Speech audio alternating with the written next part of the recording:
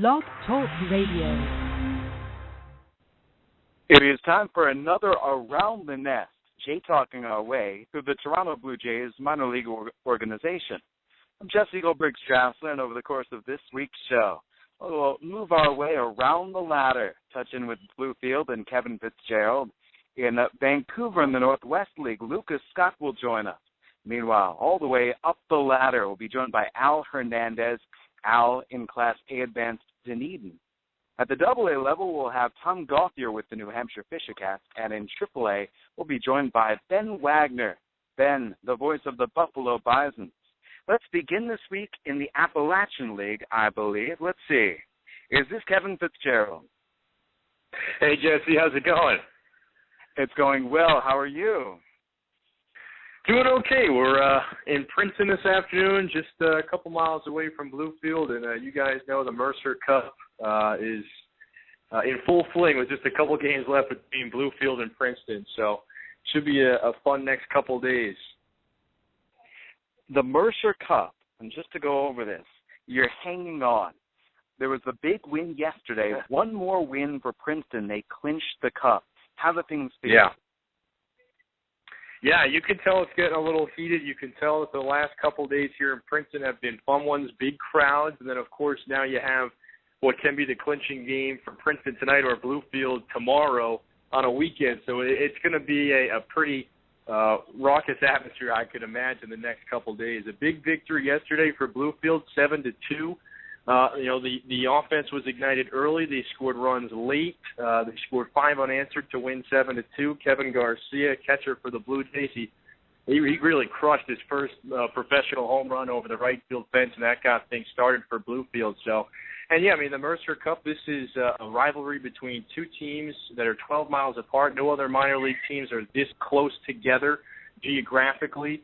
They've been awarding the Mercer Cup for now a 23rd year. The season series winner between the Jays and Rays, Princeton and Bluefield, gets to take this cup. And in years past, it's been a triple-decker cup. It's a pretty righteous award, and both towns really take it seriously. The players as well. It's a big rivalry, and no town wants to come up empty each year with the cup. I love it. Absolutely love it. 30-22. The Bluefield Blue Jays at 25-29. And so you can imagine the Rays statistically would seem to have the advantage. And yet, looking at how Bluefield has performed, this has been a very scrappy Blue Jays team. It really has, and what's made it even scrappier and a better effort over the last couple of weeks is that Bluefield, they keep losing players left and right. They've lost a couple key bats in their lineup, a couple key starters, and also a couple good, young, left-handed arms. They've lost a lot of guys to promotion up to the single-A affiliate in Vancouver, and also a couple guys have been injured and had to head back down to the Gulf Coast League, Tampa, that area, just to rehab. I mean, the Blue Jays lost their catcher, Danny Jansen, he was the everyday starter, a great bat. He was on fire once he went down with an injury.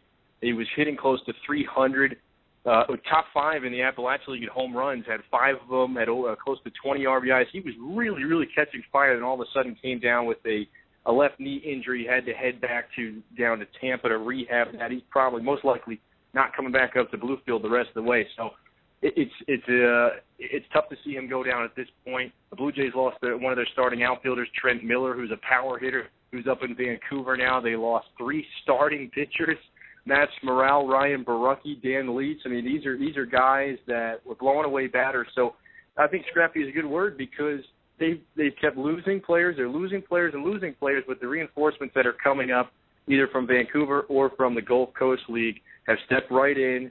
The chemistry is still there. And, yeah, a few games under 500, but still an outside chance at a playoff spot. And I think more importantly for the fan bases here and for Bluefield in particular, they still have a chance if they win the next 2 games tonight and tomorrow against Princeton. They get to take that Mercer Cup, and that's not a bad consolation prize at all if the Blue Jays don't end up making the playoffs. In fact, I think some fans, they probably want to see the Mercer Cup victory more so than playoffs because it's just such a historic and such a rite of passage, really, between these two towns. with the players, now the season jams a lot of games into a short period of time, and so it's very easy for them to start hitting the wall soon, for exhaustion, to start catching up with the guys who've been there since the beginning, or at the very least have seen that schedule catching up with them. And yet, from what I've seen, Kevin, you've been getting some strong starting pitching performances, and the batters seem to be discovering a second wind. Who has been getting stronger as this year has gone along? Yeah, I think you mentioned the pitching, a lot of good starts, and I think really over the last few weeks, maybe 3-4 weeks, the rotation really was just solidified. Guys who are starting games know they're going to start games. Not too many more piggyback outings and piggyback starts between two pitchers, so I think it's more of a comfort level from that aspect, from the starting pitching standpoint, is that these guys know when they're scheduled now. Early portion of the season, guys starting games maybe only going 4 innings and they're pitching once every week. Now you're in that 5-day schedule. You know when it's your turn in the order. These guys know when they have to be ready to throw. They know that at this point, some days they're going to go 5-6 innings. They don't have to worry about any type of pitch or a lesser degree of pitch restriction than they had earlier in the season. I think one guy who we just saw yesterday pitch was Evan Smith. I think he's gotten stronger and stronger. He has a great ability. He's just got a short-term memory because there have been a couple games where he's been knocked around, but he's also just come back strong the next start. He hasn't really had a stretch where he's gone multiple games in a row where he hasn't had his most solid step. I think Evan Smith, a lefty from Alabama, he's 6'5", he's a big guy. He's gotten stronger and stronger. And yesterday he goes 5 innings, doesn't allow a single run, only allows a handful of base runners, and struck out 5 batters as well against Princeton. And you mentioned how good of an offense and how well-rounded of a team they have been the last couple of weeks. I think Smith from the pitching end has looked very strong and has gotten sharper throughout the season. And I think for some of the guys that are just in the lineup every day now, 1 to 9 in the order, they start to see a little more, to get more at-bats. They have more time under their belt. And I think one guy who I mentioned as well, who has looked really sharp, a kid who just got called up from the Gulf Coast League, Lane Thomas. He's been here for about a week or so, and he looks like there hasn't been an adjustment from level to level for a young 18-year-old like Lane Thomas, fifth-round draft pick this past June. Spent some time in the GCL. He tore it up there, and he's just gotten stronger since coming to Bluefield. Hit a home run in his first at-bat, and he's looked really sharp in the field and also at the plate, really not needing much adjustment period at all to get used to a higher level in the Appalachian League. Rowdy Tellez only had 6 base hits in his first 17 games by my count with Bluefield.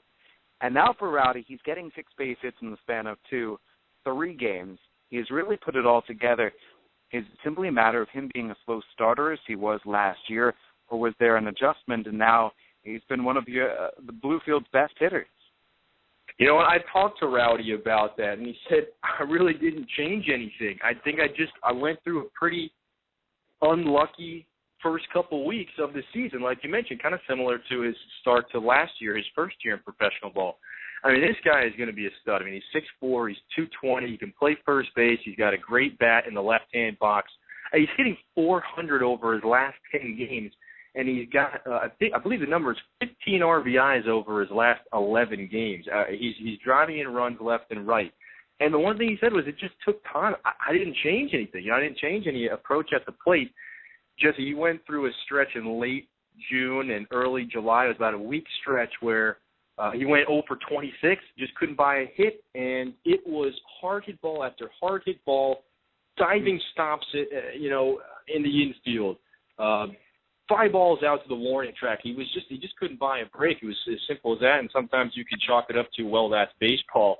But then he went through a tear of a stretch where he reached base 21 of 22 games. He's hitting 400 over his last 10 games. I think what it is now is he's more aggressive early in the count from what I see. I think he's attacking pitches earlier in the count more often now. It's just he is a great line drive hitter. You look at Rowdy, and a lot of guys will say, okay, he's a home run hitter, he's a power hitter.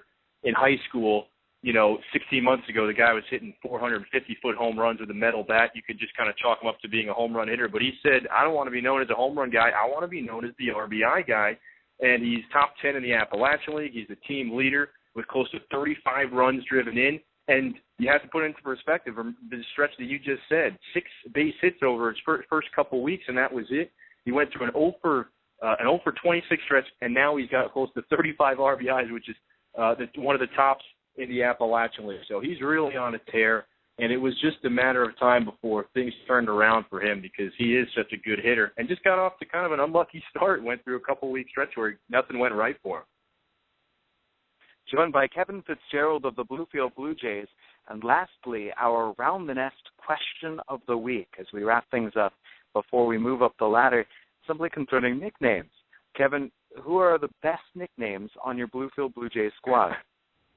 Yeah, I've got a couple of them. This was a fun one when I first saw you bring this up a couple of days ago. I got a couple. Yeah. I got to start with Jesus Gonzalez, right fielder for the Blue Jays from Venezuela, second summer with the Blue Jays. And you know, Jesus, he's a really strong guy, good outfielder, but he's got you look at him and his eyes are like they're so so exotic looking. They call him Gato, which is obviously in Spanish that means cat, because he's got these eyes that look like they're like beady eyes from a cat or something. So they call Jesus Gonzalez Gato. And I think the second one I'll have to nominate. As for the best nicknames on the Bluefield club is manager Dennis Holmberg. He calls Angel Rojas, second baseman for the Blue Jays. He calls him Cookie, names him after the former MLB star and manager coach Cookie Rojas, who used to play in the majors. So now everybody calls Angel Rojas Cookie. No relation to the real Cookie Rojas, but those have got to be the best 2 nicknames on the team. Fantastic. Kevin Fitzgerald and the Bluefield Blue Jays.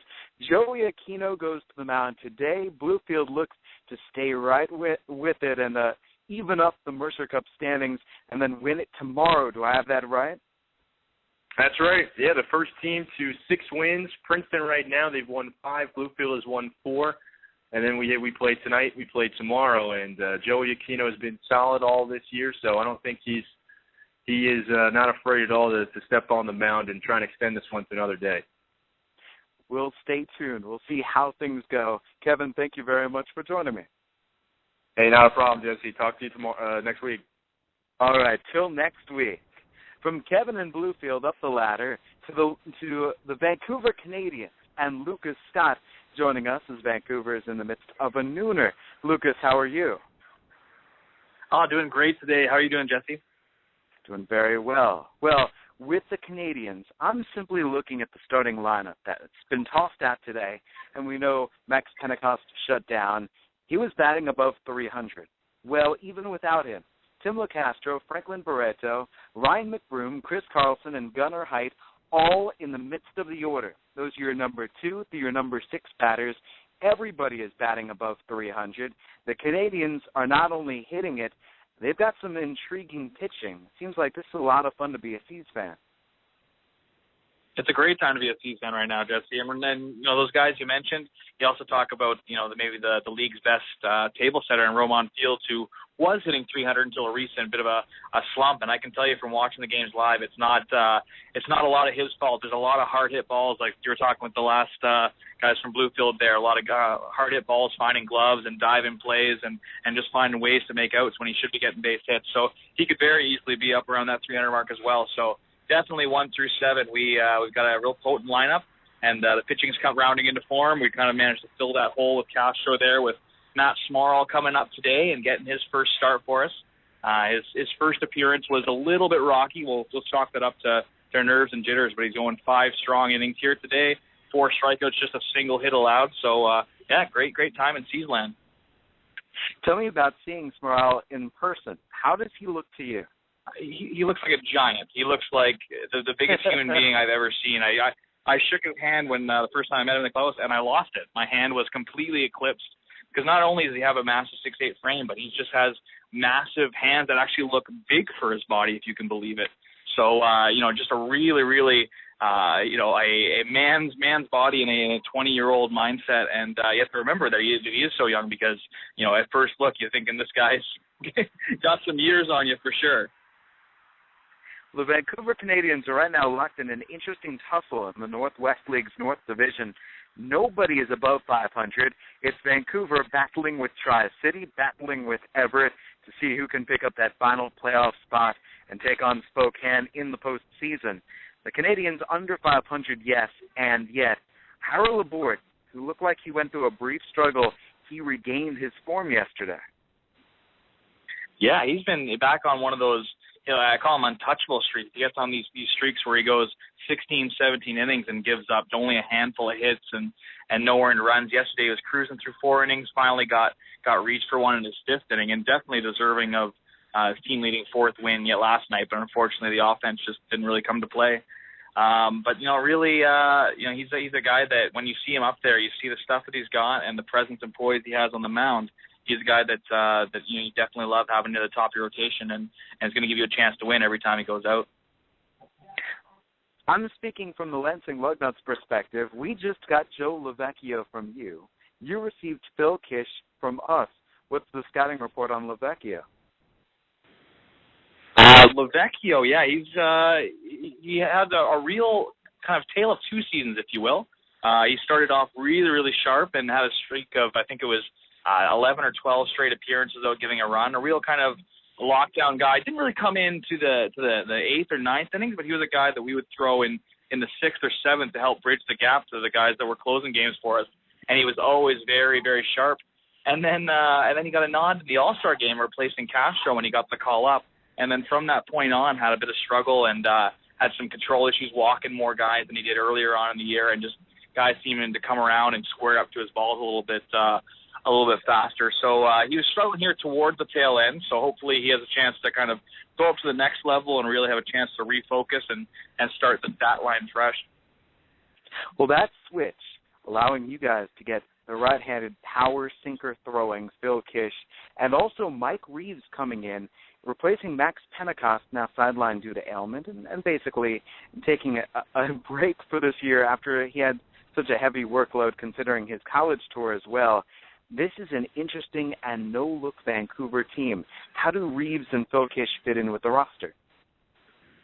Well, they fill it just perfectly, and it's sort of like we mentioned, the top of the show. We've got a lineup that's really potent offensively and a lot of good pitching, but 2 key areas that we were kind of at a bit of a loss with the loss of Castro and Pentecost was a catcher that can come in and really be really strong, call a great game, and be really strong defensively for us. And then a guy to really lock down the 9th inning. We've had sort of a carousel or closer by committee situation here in Vancouver. And, in previous years we've had guys like Gasels and others that have come in here and really taken over the closer's role. But none of the guys were really stepping it up and showing on a night-in, night-out basis that they could be trusted with the game on the line. So John was really excited to get Kish here and to have a guy that he knows that has that attack the hitter mentality and that confidence to be able to throw in those close, tight situations and know that you can walk out with a W.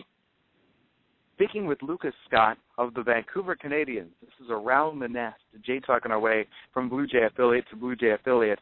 Lucas, any terrific nicknames on this Canadian squad? Well, it's funny. We talked a little bit last week via email about the Vancouver Canadians all-name team, and it's one of those things where the script kind of writes themselves. I'm not sure what Hollywood producer put together this lineup, but let me just go run down some of the names here on our team. We have a cleanup hitter named McBroom, so tell me the headline doesn't write itself there. We've got a speedy center fielder named Roman Fields. We've got a closer or a reliever named with last name Case. The time that he's come in here, he saved a couple games for us. Case closed is really hard not to want to put that one down on the website for the headline. And then with a new addition of a new second baseman we've got up here who's just been absolutely lighting the world on fire is Gunnar Heidt. So then our 5 and 6 spot, normally in the lineup, you've got Boomer Collins followed by Gunnar Heidt. So, I mean, you can make a stretch for a nickname, but I think that most of the guys with names like that are just happy just to go by what we call them. Love it.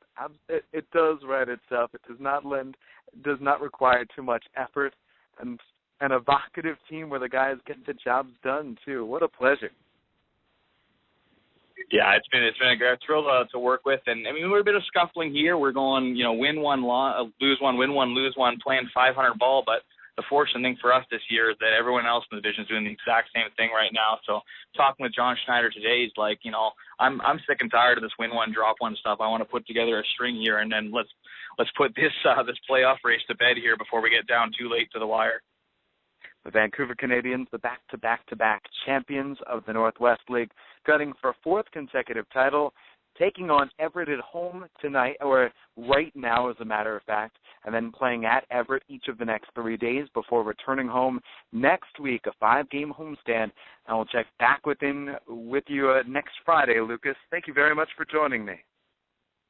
All right, thank you very much, Jesse. Have a great afternoon. All right. And from Lucas to Al Hernandez, skipping up to the Dunedin Blue Jays in the Class A Advanced Florida State League. Al, how are you? I'm doing great, Jesse. A little wet. We just pulled some tarp, but I'm doing fine outside of that.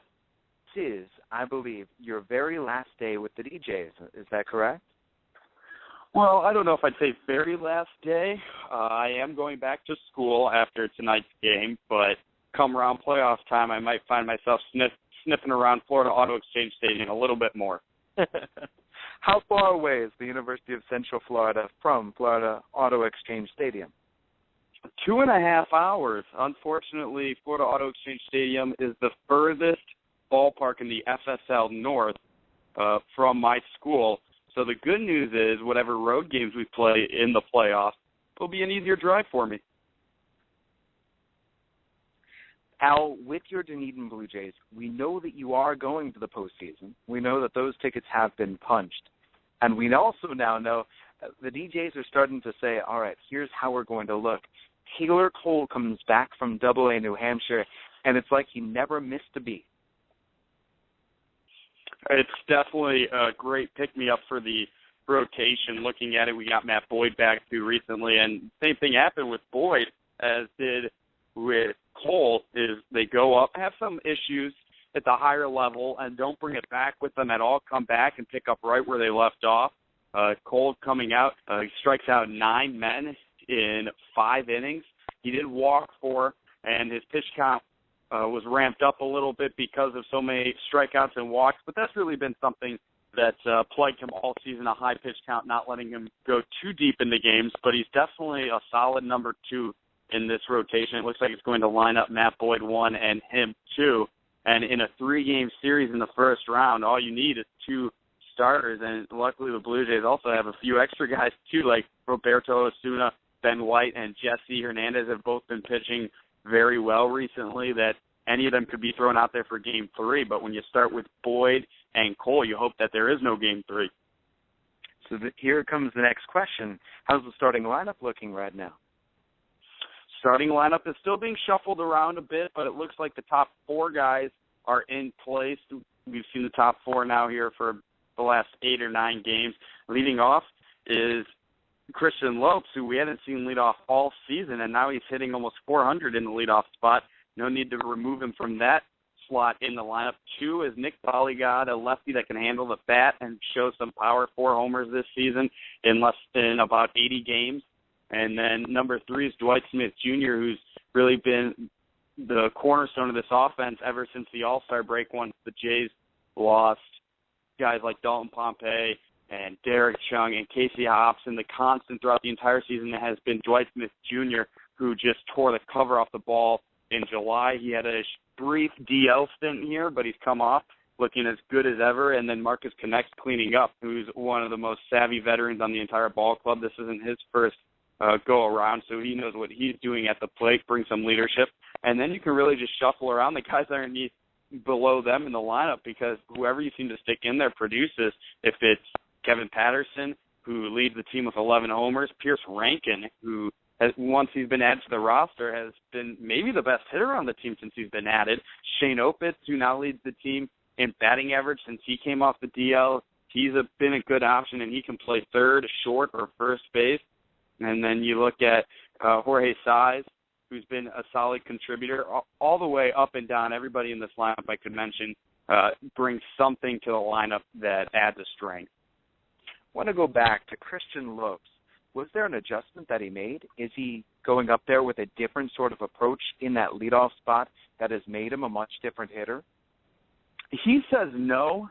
And to be honest, I haven't seen anything really change by watching him. He's been a guy that's been up and down all season. We know a couple of years ago, Christian Lopes was a name in the organization, a prospect to watch out for. He fell off a little bit after last season when he had a bit of a down year. But he's been a streaky guy this season, and every time he hits a hot streak, you think, well, this is it. This is the Lopes we're waiting for. And then he always seems to follow it up with coming back down to earth. But he hasn't come back down to earth after this hot streak, and it looks like it may all finally just be clicking. I'm not sure what is the difference at the plate when he's on a hot streak, but I'm not going to question it. I'll just accept it. Sounds good to me. This is Al Hernandez of the Dunedin Blue Jays, Class A Advanced Florida State League. Al, what are the best nicknames on your team? Well, there's Will Browning, our relief pitcher. Everybody on the team calls him America. Now, I'm not sure where that came from. He is a Southern boy with a thick Southern accent, so maybe it's something along those lines. Will Browning going by America. Other than that, there aren't too many nicknames that aren't just really shortening of one of their names. Like Jeremy Gaveriski goes by Gabby, or Kevin Patterson going by Patty. Of course, there is LB Dantzler, whose name is a nickname. LB stands for Little Brad. So outside of those, though, not too many guys that are going by nicknames, just a lot of shortening of names. I could fill in a little bit more with Will Browning because he was Murica with the Lansing Lugnuts last year, and it was more Murica than America. He personifies the nation. Will Browning, whether it's being patriotic, whether it's being down home from the heartland, et cetera, there's the South Bend foghorn in the background behind me. Be glad that you don't have to call a game from South Bend. They play that foghorn for every run they score after they score every single run of the game. But no. Will Browning, Murica. That was simply what he was last year. I'm glad to see that it's transferred up the chain this year. It has definitely transferred up the chain. When all the space for these guys, everybody had to sign a few so that we could give them away. And there was a lot of Will Browning baseball cards floating around the clubhouse that just said America, or as you say, Murica on it as well, with a apostrophe instead of an A. Let me ask you about a guy that I remember loving watching last year, and it looks to me like he's put in a nice, solid season in the Florida State League. I spoke with a scout who was very encouraged with his progress. The left-hander Efrain Nieves, with the way that he throws and how tough he can be upon left-handed batters. What have you seen from Nieves recently? Nieves has been a guy that's done a phenomenal job coming in, and he's basically been the guy that comes in after every Roberto Osuna start, since Osuna's still on a strict pitch count. And Nieves is actually coming off of an outing where he went 3 2/3, didn't allow a run, probably his best showing all season. And what's made him so great is that he's been able to be used in basically every role. If it's that long relief coming in after a guy that can't go too deep into the game. At the beginning of the season, he was used as really a guy at the end of the bullpen. And he's also been asked to make some starts, especially when the Blue Jays lost a couple guys to promotion, like Taylor Cole, Matt Boyd, Kendall Graveman, Daniel Norris. He's been forced into the rotation, and he did a good job giving the Jays basically 4 innings, 1 run every time. He's really a junk ball pitcher. We know that he's not going to throw too hard, maybe tops out around 88 or 89, but that slider is so devastating against lefties. They seem to have such trouble picking it up, and when he misses, it seems that, oddly enough, he misses arm side, which is not typical for a pitcher. He seems to miss inside to the lefties and outside to the righties. But the good news is with him is when he misses out of the zone. He doesn't miss in the zone and get hammered. And that's the most important thing, especially when you're throwing junk like he is. It's all about getting a lot of movement and having your pitch dive out of the zone and getting guys to chase. But a fun story about Efrain, I'm not sure if you know this. Apparently, in Puerto Rico, he throws over the top during winter ball and can throw about 92 or 93. I know nothing about this, so he only throws from the side in organized professional ball in the Blue Jays system. Yes, apparently this was first brought to our attention by Justin Jackson and Eric Sekula. We went on to speak with Nieves about it, and he confirmed, and he said it's not a secret. You can share this with the world. Apparently every winter he goes to Puerto Rico, which is his home, and he plays in a Puerto Rican league. and he's very famous, supposedly in Puerto Rico in this league, and he's one of the best pitchers in the league. He throws over the top and can throw low to mid-90s, and every spring he comes back to the United States, throws over the top, and then quickly the Blue Jays go, "What are you doing? Throw it sidearm. That's how you throw." That's so peculiar. All right, from the A's, you mentioned Roberto Osuna. I think that there's this huge desperation. We'd love to see Roberto Osuna get back to how great he was recovering from Tommy John. And now here he is back. He's made 3 appearances so far. Are you seeing the flashes of what makes Osuna Osuna? Oh, no doubt we've seen it. Basically, with that fastball, it's impossible to miss how he just ramps it up into the mid-90s so easily. I mentioned, I think, on last week's Around the Nest how his first start was his best, and that could ring true after his third start as well. Unfortunately, his third start was cut short because of a rain delay. We went into a 2-hour delay that forced him out, but I don't think it cut it that much shorter because his pitch count had gotten into the 50s, and I think they're stopping him around 60. But there's definitely the flashes. He throws that big slider. He said he's been working on maybe making it a little bit more of a curveball, and maybe we'll see some more big sweeping action on it. But we definitely have seen the flashes with that big breaking ball diving out of the zone, getting a lot of swings and misses, and that easy fastball. But as I said before, I'll say it again, I'm still waiting to see that changeup. The changeup really is my favorite pitch to watch a pitcher to throw, if he's able to get a good velocity difference from the fastball to the changeup and keep the arm speed coming through. And that's what I've heard about Osuna's changeup. Just haven't seen it too much. This is Al Hernandez of the Dunedin Blue Jays. And now time for us to turn things around. I get to hang out with Trey Wilson all the time. So over the course of this show this season, I've done my best asking him interesting questions. I'm curious what questions you would have about the Lansing Lugnuts. So let me bring in Trey Wilson. And Al, what questions are you wondering about? What are you curious about at the level beneath you on the organizational ladder?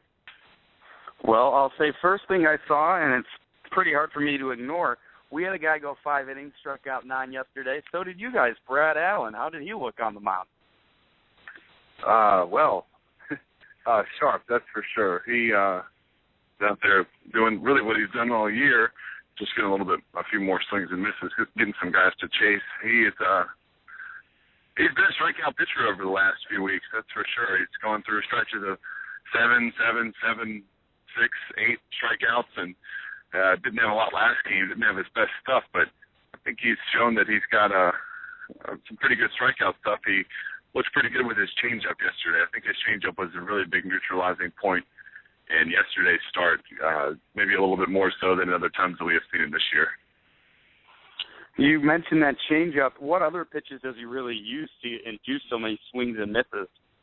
Well, honestly, his fastball, getting plenty of swings and misses yesterday. And it's not that he has a very overpowering fastball, it's high 80s, low 90s, but he was locating nicely, changing the eye level. He also has a slider. We didn't see much of it yesterday, and he worked at a few curveballs yesterday. But with him, there have been starts where we've been told he didn't throw a single off-speed pitch until like the 4th or 5th inning of the game, and he's still getting strikeouts. So with him, it's about hitting his spots, putting it where guys can't make solid contact, and mixing it up, changing the eye level around the zone, and not letting hitters get a read on him.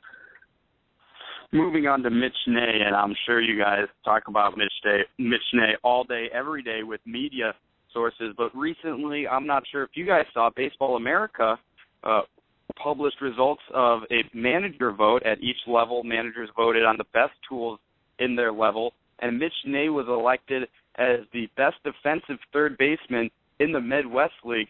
I guess the question is he as good as everyone says at the hot corner? What's really funny about that is last year and even for this year, people have said, what do you do with him? Where do you put him on the field? Because nobody thinks that he projects as a third baseman. I've had everybody from casual fans to people who think that they follow scouting very closely to even a couple of scouts that said, before they had seen him play, they were going off of what they had heard. They said, where do you put him? And my answer is always third base. There's nowhere else you're going to even think about putting him. He's got he's not gonna have the best range of anybody at third, but he has some pretty good range for his size. His footwork is great. His rhythm when he gets the ball is great. I'm actually standing about 20 feet away from him watching him take ground balls right now. So if you wanna see what I'm seeing, it's he has very good range and he has a very strong arm, and he's just very consistent. The routine plays are made every time, and every now and then he'll show you flashes of a little bit of something extraordinary. Mitch Ney was the only Lansing Lugnut named to one of those best tool categories in the Midwest League. Is there anyone you think may have been snubbed? I think that this is a team where there are some guys who have had to adjust this year to the length of the schedule. So I don't think we've seen this is an adapting year for some of these guys adjusting to full schedule. This league is filled with a lot of former college players that are used to the grind a little bit more, and I think that some guys have maybe flown under the radar because of that. The fatigue of the season has gotten to them. I think we have seen that Galwell Lugo has a very, very strong arm. I don't know if you're gonna call him anything close to the best defensive shortstop in this league, but he has a very strong arm. Guys that aren't necessarily top prospects names, but a couple of college outfitters in Ian Parmley and Chaz Frank are great stolen base threats every time that they go out. They've been consistent over the course of this year, but one that's maybe flying under the radar that I think we're going to see a lot more about next year. I think he's very poised for a breakout 2015. That's Derek Lovelace. Defensively, not the fastest guy out in the outfield, but he has a very strong arm that we've seen grow over the course of this year, and he's been another good base stealer that has potential to flash some big power. So I definitely think that Derek Lovelace could be somebody that's turning a few more heads in 2015. I know that his numbers, and there aren't a lot of things this year that are going to stand out as over-the-top impressive, but I think Jesse, I don't know if Jesse's hanging around right now still, but I think that he could probably attest. I figured you were. I was just kidding. I figured you could probably attest to that a little bit more, too. So Derek Lovelace has broken out this year, especially in the second half with his power. Lovelace, it's been a long season, and so what the Lugnuts did after Monday's off day, they said, you know what, take off Tuesday as well, and he has come back and in full force. Yesterday, a great example. Doubled, tripled, showed off his power, showed off his wheels as well, scooting around the bases. He steals bases. He hits it gap to gap. He plays fine defense, and he has an accurate arm in right field. He's going to be a guy that all Dunedin Blue Jays fans are really going to love watching next year, and it's going to be fun to see how far he can jump forward. Let me add one more guy, perhaps, as that tools vote, and Trey, you can offer your own opinion. Hey, who throws harder in the Midwest League than Jimmy Cordero? Well, maybe Tyron Guerrero that was with Fort Wayne earlier this year. He's going up now. His velocity was more consistently high. Cordero is going to top out higher than pretty much anybody, but he's not going to stay there. We've seen days where Cordero's been 93 to 95, which is perfectly fine. But I've had one scout say that he's had him as high as 102. He touched 101 in his last appearance a couple of nights ago, but it was all over the place. I think that Guerrero has that same velocity with the Padres organization, with a little bit more control and command with it. Cordero will get there. I don't think there's any doubt that he will get there. And he's got his off-speed pitches are coming along well, too. He's got some stuff to complement it, but definitely a live arm there. If Miguel Castro pitches more games in this league, he appears right at the top of most every list. Alex Anthopoulos was just doing an interview, I believe, on the Fan 590 in Toronto, and he was asked about breakout prospects. And he said 3 breakout prospects in the minor leagues: Daniel Norris, Dalton Pompey, and Miguel Castro. Castro is named. Castro starts today for the Lansing Lugnuts. Al, there is some exciting talent coming your way. Well, always looking forward to some promotions. Can't wait to see what's in store for the DJs next year. I think my final question has to be about a man that you mentioned, Trey, Ian Parmley. Parmley was playing as well as he had all season with us when he was sent back to Lansing. How has he picked up? It looks like that his success has transferred and that he hasn't missed a beat. Yeah, he's looking better than he has all year. He had an 0-for-0 game the other night with a sacrifice bunt and 3 walks. What more could you ask for with the guy at the top of the order? He seems more relaxed, more loose than he had at any other point this season, and he's found a groove, and hopefully that's been enough that he can keep it going through the rest of this season and into next year, because it had been a rough go of it for him this year, and he hadn't been able to find any consistency. There was such a log jam in the outfield that he was playing, then he wasn't playing. He was really, really fighting and scrapping for any playing time at all. And now with some injuries giving him an opportunity, he's shown that when he can get into a consistent rhythm and a groove of playing every day, he's a pretty good baseball player. Here's a sarcasm alert for you. Real quick, Al. Look, I was just going I beg your pardon now. Go ahead. I was just going to say, as Trey says he looked loose, I'll just say that he's looked a lot happier and a lot looser here after he threw out a man at home plate to end the game. Trey, what happened last night with Ian Parmalee losing his temper and getting ejected? Well, he was supposedly caught stealing. We'll say supposedly. It was we didn't have the same view as the umpire did, so we'll just assume that his call was right. But he just made one very small, nothing too malicious in a comment to an umpire, and got the quick thumb, got ejected in the first inning. He told us what he said, and just for the sake of the fact that we'll just not say what he said. There's nothing inappropriate about it or anything like that, but it definitely wasn't anything that I thought would warrant an ejection. But he did get tossed yesterday. Trey Wilson with the Lansing Lugnuts, Al Hernandez with the Dunedin Blue Jays.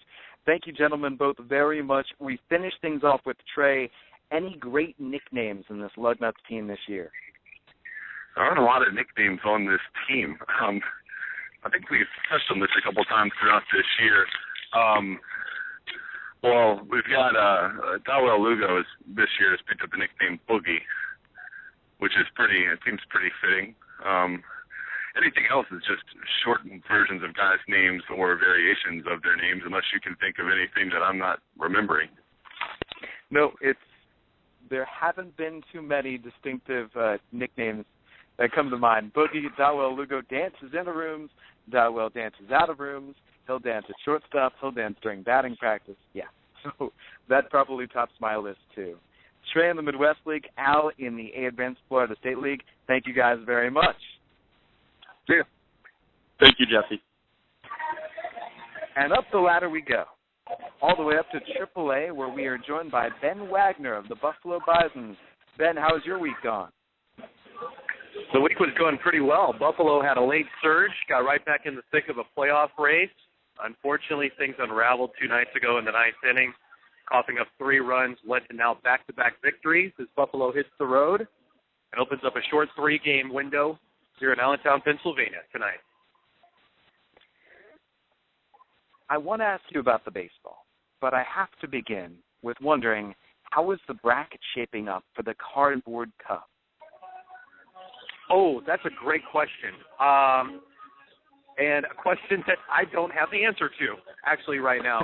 I don't know if there's been any major movement. I know games have been played for the Cardboard Stanley Cup at Coca-Cola Field. But I don't know if there's been any advancement in the bracket or if it's the best of whatever playoff format.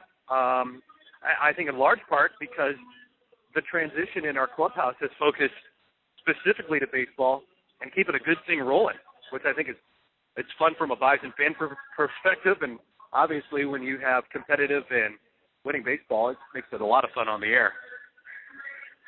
Edwin Encarnacion just dropped by. He's been activated. He's going right back to the major leagues and playing for the Jays today. How was it having Edwin in the starting lineup? One swing, it was really awesome. And what people don't realize, too, the first swing that he took, he almost vaulted it out of the ballpark, too. But it went a mile high, just beyond third base, and it was caught as a routine pop-up. But you could see the timing was right on with Edwin. He just missed squaring it up. And then the next time he went to the plate, first pitch, got a spinning slider high in the zone, and he obliterated a grand slam home run. It was a no-doubter from the moment that it left the bat. Majestic high drive to left center field. And even beyond not only the configurations as the ballpark is known now, but even beyond the old configurations, recessed from about 12 feet behind that. So it cleared the old wall, too. It was a monster shot. Edwin Encarnacion now back to the majors. Kevin Pillar with the Buffalo Bisons and hitting literally in every single day. Now, he's not quite to his 54-game streak from Cal State to Mingus Hill, and yet the hitting streak is just what Kevin Pillar does. It really is. And you know what? He was asked at length about it yesterday, about the streak, about things that he's doing, about things that he's adjusted over it. He's like, I'm not doing anything different. He goes, it's the same answer, and I know it's not something the reporters want to hear, but he said, I literally don't think about it. It's like the one in college.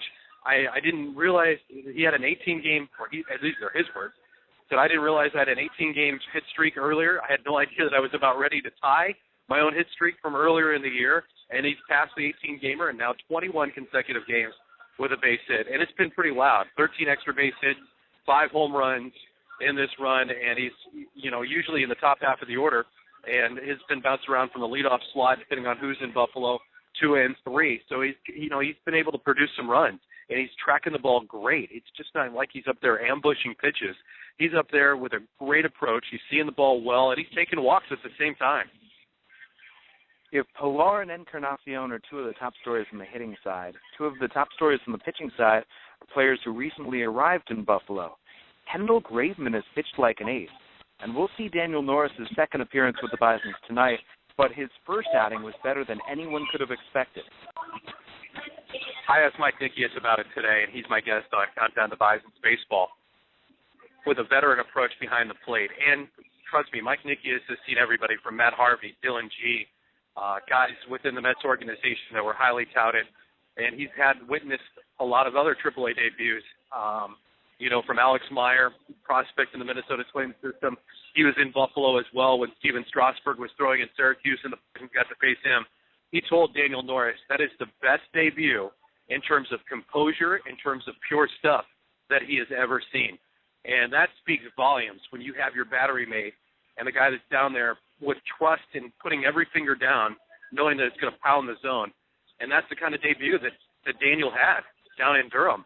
His first strikeout is the reigning Rookie of the Year in the American League, Will Myers, and he slipped a 95-mile-an-hour fastball right on top of his hands, and Myers had no shot at catching up. Who knew that it would eventually be a 10-strikeout performance in 6 innings of just brilliant work? And you're right, it's the storyline, and it's just another strong prospect performance that Bison fans and the Blue Jays organization, the Blue Jay fans should be excited about, that have come through Buffalo this year and are right on the cusp of doing something very special as a unit. There's no more Liam Hendriks. He was packaged in the trade, and yet you have strike throwers. And from Norris to Kendall Graveman, it seems like Kendall Graveman just goes out there, and he goes about his business, and he tosses in sinking fastballs, and everybody hits a ground ball, and then another inning is over. And somebody that even took it further than Kendall Graveman that I think deserves a lot of praise, too, is the way that Scott Copeland has thrown the baseball since coming into the organization. He pounded the zone. It was nothing but sinker, sinker, sinker, inducing ground balls. I mean, this is a 3-day window where you've got, and really 4 out of the 5 in the rotation right now. 1, young guys, yes, but strike throwers and out there with good stuff and command and challenging. From Sean Nolan, who is, back and looking as strong as ever, off the disabled list with a groin injury. Kendall Graveman, Daniel Norris, Scott Copeland. That's 4 out of the 5 in the rotation. Rounding out with the dean, if you will, in Raul Valdez, who's 10 years the senior of that cluster of players at 36 years of age. And these are guys that are a lot of fun to watch. I was actually leading right on through, going from Norris to Graveman, and then looking at those outings, Copeland and Sean Nolan looking just like everybody expected Sean Nolan to. And remembering him from last year, he's been a forgotten man, and now healthy, and once again firing up goose eggs. This is a blast, and so now the question is, can the Buffalo Bisons offense give them that run support that they require? The answer in short term is yes. It has the ability to do it. It depends on a lot of who is the counterattack on the opposite side. But this is a very balanced lineup with some young guys and some performers, including Kevin Pillar, but Jonathan Diaz at the bottom of the lineup. He's been a very big catalyst in the Bisons winning 18 of 25 on the current run. Despite losing back-to-back ball games in heartbreaking fashion at Coca-Cola Field the last couple of nights, this group has been able to do it with power. They've been able to do it with average, and getting guys like Darren Mastriani and Adrian Chambers before he fell back on the disabled list, Kevin Pillar, as your 1, 2, 3 options. They have a lot of speed. They pick their moments when they're on the base paths as well to be aggressive, or they just sit back and they can let guys like Brett Wallace or Brad Glenn look at a couple of pitches with an opportunity to drive a ball, or they hold the hole open if they're on first base, so they give Wallace a chance maybe to pull a ground ball through that wide open hole. Those are the kind of little things that this club is doing as a team, and they realize you don't see a lot of selfish approaches from the Bisons offensively at the plate. They know the situation is that they're in, and again, a lot can be said about the clubhouse chemistry. And yes, the energy that some of the young guys have brought up from Double-A, like Ryan Schimpf and Kevin Nolan when he's here, and of course the young pitching staff as well. But even the veterans, are talking about how much fun that they've had in Buffalo this season. And I don't think they want to see it leave, because they're grabbing the standing sheets night in and night out. And they're also doing a little scoreboard watching, too, to find out what happened in Syracuse and what happened with the Paw Sox. This is going to be an easy question. In fact, we can speed round this with our questions from Bluebird Banter. For example, Buffalo just lost a couple of games. Do they still feel like they are in a playoff hunt? The answer is yes, they do, but they also understand. Yeah, the problem is, for me, the amount of games that are left and the number of teams that you have to pass, because the IL Northern Division is much stronger than the rest of the other two divisions in the West and the South. If Buffalo played in either of those divisions, the Bisons would be in first place and thinking about having a championship celebration within the next week for clinching a pennant. But that's not the case, because Syracuse has been strong all year. Pawtucket, although with one big bump in the road, has been pretty strong all year. And then you've got Buffalo and Rochester, have been duking it out for that number 3 slot and in and out of the wild card race. The Bisons, I think I threw it out there, when 20 games were left, I think the Bisons had to go 16-4. I'm putting a 15-3 run, on the marker right now to close out the year. But it's still possible, because we just witnessed how hot this team can be at one time. So you can get a big run, and Buffalo kind of controls their own fate too. Even though the schedule isn't easy, they control it because of the head-to-head matchups, with 4 left against Rochester, 2 against Syracuse, and 4 left against Pawtucket. We have to move down to Double-A New Hampshire, but first, let me fit in one more Bluebird Banter question before our Around the Nest question of the week. Kevin Pillar on this fine hitting streak. What is the best hitting streak you've ever seen? That's a great question. The best hitting streak that I've ever seen, Ben Francisco had an amazing run in my first year in 2007. And it was not only the way that he was compiling the consecutive games, he was getting 2 and 3 hits a night. And Kevin's almost at a 400 average, which is equaling that. Once I digest this offseason, the couple of hit streaks that he's had, I would rank KP's right at the top. But Ben Francisco, I think in my time in Buffalo, has been the most impressive, because he also did it from a slot where he was also leading off and also in the number 3 slot, but he was driving in runs, hitting a lot of home runs, and just a speed merchant on the base paths as well. And lastly, our Around the Nest question of the week, the best nicknames from the Buffalo Bisons. Well, that's a good question. Most center around somebody's name. Like you have Mike Nikias, who's always known as Nicky. Mike Zagurski is either Z or Ski for him. Go-Go obviously has been known that for years in the middle of the diamond with the Bisons. Brett Wallace is a relatively new addition to this club since the trade in the All-Star break. He's simply known as Wally. Ryan Tepera, Tep. Everything is really centered around the name. Nothing too extravagant, or nothing that you would need to be cued in on a inside joke, at least with the Buffalo Bisons. Beautiful. Ben, thank you very much. Best of luck this weekend and with the upcoming hot streak, and I'll check in with you next Friday. Sounds good. Talk to you then, Jesse. From Ben Wagner in AAA to Tom Goppier in AA. Tom, how has your week gone? Well, Jesse, our week's been good. Tuesday we played well. Wednesday we got washed out, and then yesterday probably wish we had got washed out. It was a kind of a dreary doubleheader, but you get those games every once in a while, and 17 or 18 games to go now, just trying to continue to finish out the season strong. It's been interesting to see how the talent has moseyed its way up the ladder this year. You began the season with Aaron Sanchez, guys like that, and then suddenly we saw whether it was Kendall Graveman dropping by shortly or Daniel Norris dropping by shortly, and Dalton Pompey sticking around. How is Pompey looking? Well, Pompey is not doing a whole lot right now because he's been on the disabled list for about eight or so days, and that was following that followed a stint of about 5 or 6 days where he didn't play. He's dealing with a quad injury right now. I think he's getting close. He's still getting treatment on it.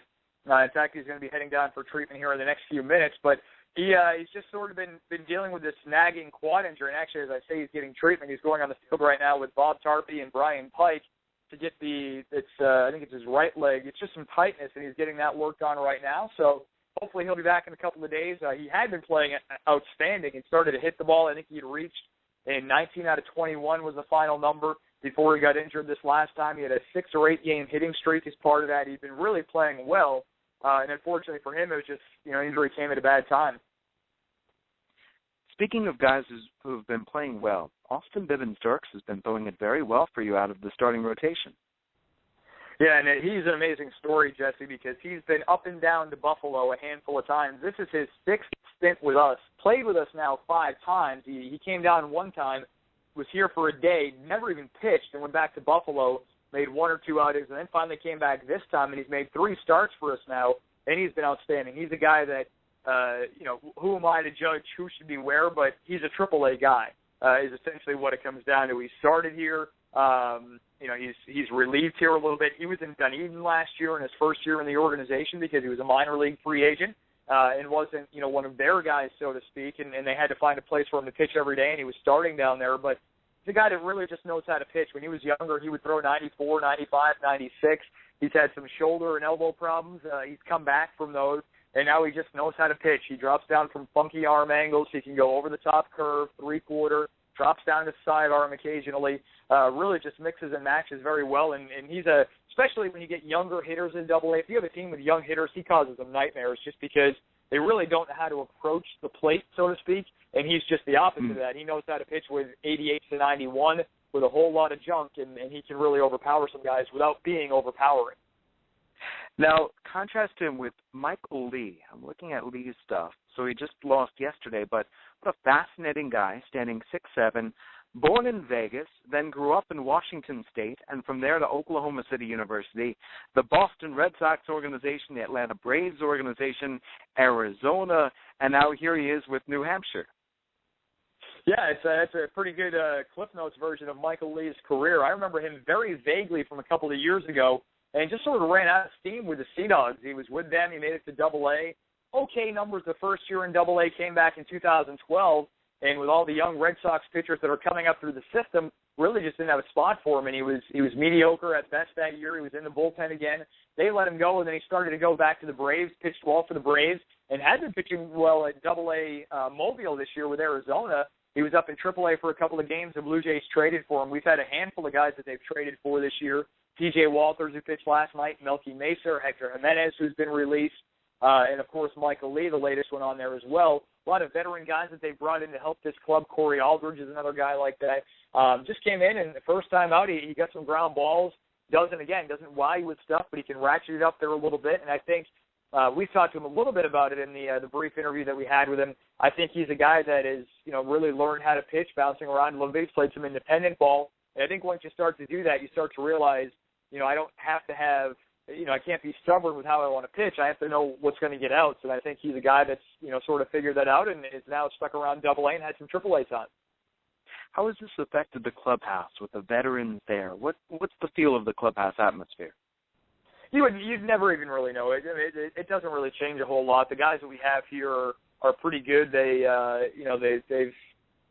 just kind of roll with the punches. We have a lot of guys like Randy Boone, who's taking on a real leadership role here. We have guys like Gregory Infante that could probably make a case that they shouldn't be in AA at all and could probably put up a stink. And for whatever reason, and I just think it's a lot of good guys, they're not selfish guys like that.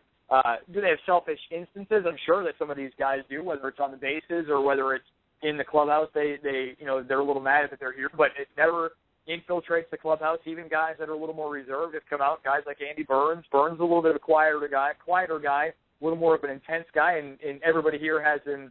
You know, he's a little more outgoing, I think, this year than he's been in the past, especially around the clubhouse. So, you know, it really hasn't impacted it at all, and I'm not sure if it comes from Bobby Meacham, if it comes from just the leadership, or if it just comes from these are 25, 27 guys that are just good dudes that all get along and can kind of just roll with the punches. That's fantastic. Finally, our Around the Nest question of the week, the best nicknames on the New Hampshire Fisher Cats.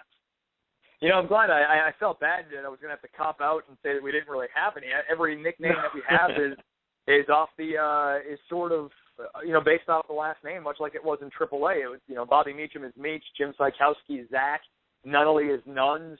You have some of the players. Some of the guys don't even have nicknames, so to speak. They just go by last name. Nolan goes by Nolan, Burns by Burns, John Birdie's Birdie. You know, Austin Bibens-Dirkx is Dirks. You know, there's really no one guy that has that really funky nickname for whatever reason. I mean, it's Antolin is Antolin. It's you name it, and the names are pretty commonplace. That's fantastic. Well, that's the way it goes. We were talking about the system. I was wondering what would be the best ones we've heard, but it's baseball. That goes level to level. Tom Gauthier with the New Hampshire Fisher Cats, thank you very much, and we'll get you earlier in the show next week. Sounds good, Jesse. We'll talk to you soon. All right. Well, joined by Tom Gauthier in AA, also joined by Ben Wagner in AAA, Al Hernandez in A-Adv Dunedin, Trey Wilson in Single A Lansing, Lucas Scott with the Vancouver Canadians, short season A, and also Kevin Fitzgerald from the advanced rookie level Bluefield. I'm Jesse Goldberg-Strassler. It's been another week of Around the Nest. You can find us on YouTube. Also go to our website, aroundthenest.mlblogs.com. Thank you very much for listening. Until next Friday.